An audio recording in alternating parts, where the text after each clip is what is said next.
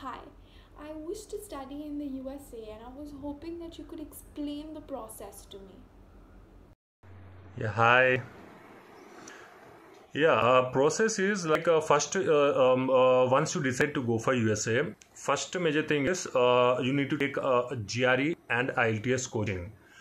So there is a replacement test of IELTS as for IELTS. So it's like it's TOEFL. You can take TOEFL in the place of IELTS, or you can take PTA also. And for admission purpose, particularly Duolingo test is there now. So replacement of IELTS can attend any of these exam. And once done with these exams, so once you got the scores, so we will shortlist the universities according to your profile.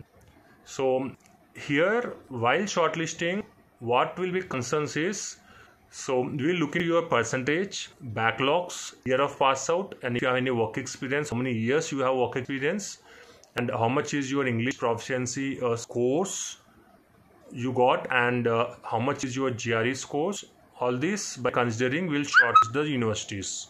Sometimes from student side as well, they have some concerns like they want to go for particular states like California, Texas, New York. So at the time, we will make sure that they are providing list in such a way, and so, while shortlisting, even some students will ask about scholarships and part-time jobs should be good in that area where they are going for. So by considering all this, once we shortlist universities, so we will start apply. We'll help students to applying, and normally admissions process will take 25 days to 45 days to get offer letter from the US institutions. So this all entire process we will only do, and thereafter this follow-ups we will do, and once getting offer letter we will help with paying visa fees and arranging documentations and everything, and we'll give checklist and how which documents is required for visa processing and everything. And once everything got arranged, we'll arrange mock interview session. So mock, it's exactly like how visa interview goes. So we'll make that session, it's like virtual sessions we will make it. So exactly how interview goes in the embassy, in the same way we'll conduct mock sessions in our office, which is very important session. We have many students who come to advise for mock interview session as well, particularly mock sessions as well. So yes, these are the services which we are providing for the students. I'm quite confused between the USA and other study destinations. Could you please help me get some clarity on this? Okay, so firstly, let me explain about highlights of USA. Some of the most valuable international universities is located in USA. So you can see top universities like MIT, Harvard, Yale, Dartmouth, Princeton, University of Columbia. These all are top 10 universities in the world.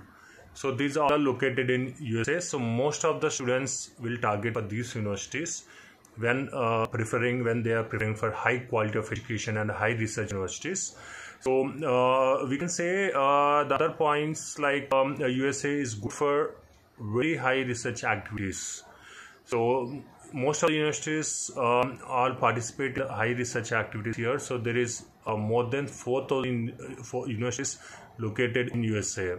So student have multiple options, and student can choose any course that they want to choose, and they have lots of options and have a bunch of specializations which they can choose.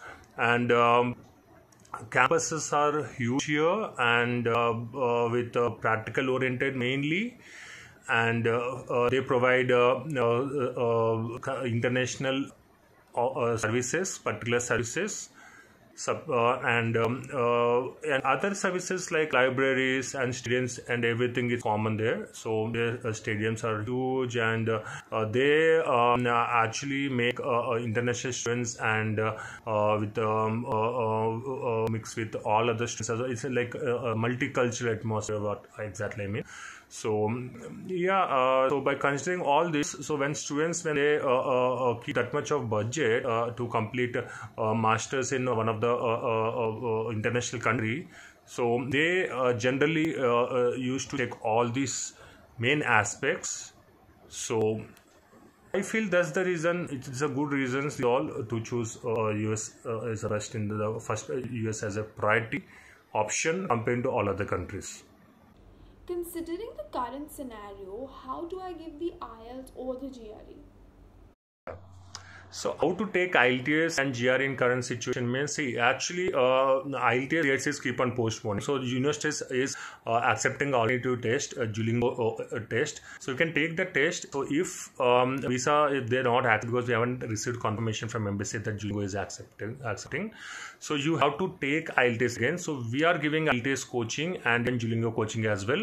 So the money which you are paying coaching fees for Duolingo, that is adjustable for IELTS coaching as well in future. Yes, so if you are taking Duolingo coaching now, so later if the Duolingo is not acceptable for the visa, so you can start taking IELTS coaching that way only with the same money. So you need to pay coaching fees again at the time. So now GRE, coming to GRE, most of the universities considering the current COVID situation, they are not asking to submit GRE. So most of the universities, even top universities, many universities is saying that GRE is not necessary in the current scenario for next coming intake only. But we haven't heard anything about future intakes. That depends on the situation. They will keep on update to us. We recommend you to keep in touch with the consuls for getting new updates on this. Is this a good time to apply for the September or the January intake? Yeah, this is a good time to apply for September, and January no issues at all. So you can continue further for January as usual. Normally you can apply. So considering current situation, the current COVID situation, so September intake is going on as usual. So now this is the time for applications process. So visa filing process will be about to start by now. So as embassies is closed, we're expecting that they start giving visas. Embassies will open by next month. Depends on the scenario. We request students to keep in touch with your consuls to get updates. So, but as of now, everything is going as normal. So, universities are giving admissions by June midweek. Generally, all the colleges admissions will close. So, we students is almost near to the deadlines now for September intake. So, we recommend everyone to complete their tests as well as possible and reach your counselors to keep applications, and they will assist you with further visa applications and visa process. What is the situation in regards with the availability of part-time jobs in the USA? Yeah, officially students can do part-time job 20 hours per week. So this 20 hours per week which they are studying on F1 visa, they can work in the first year only in on-campus. On-campus related jobs like working in restaurants as a junior faculty, in labs, and any kind of campus related jobs.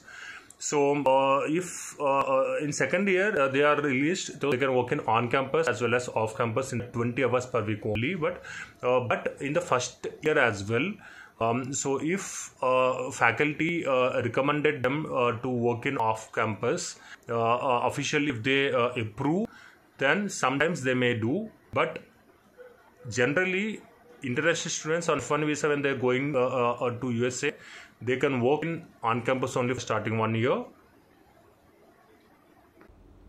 Will students still have access to visa extensions and job opportunities after they complete their course in the USA?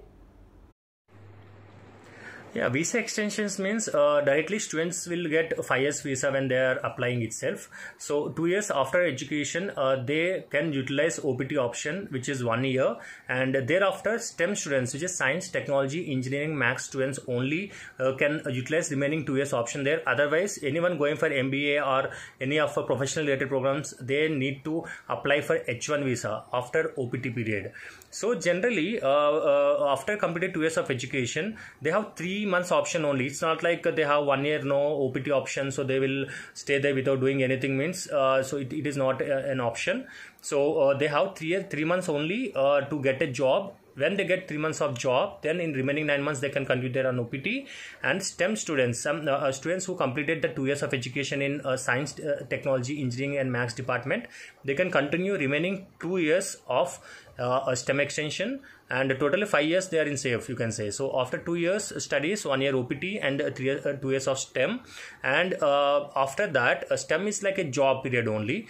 So students will do full-time job in that only. Even OPT also like job period only. So after 2 years students will get 3 years of full-time work experience. So by utilizing that company will sponsor them, and they can apply for 2 years of H1. Thereafter they can try for PR.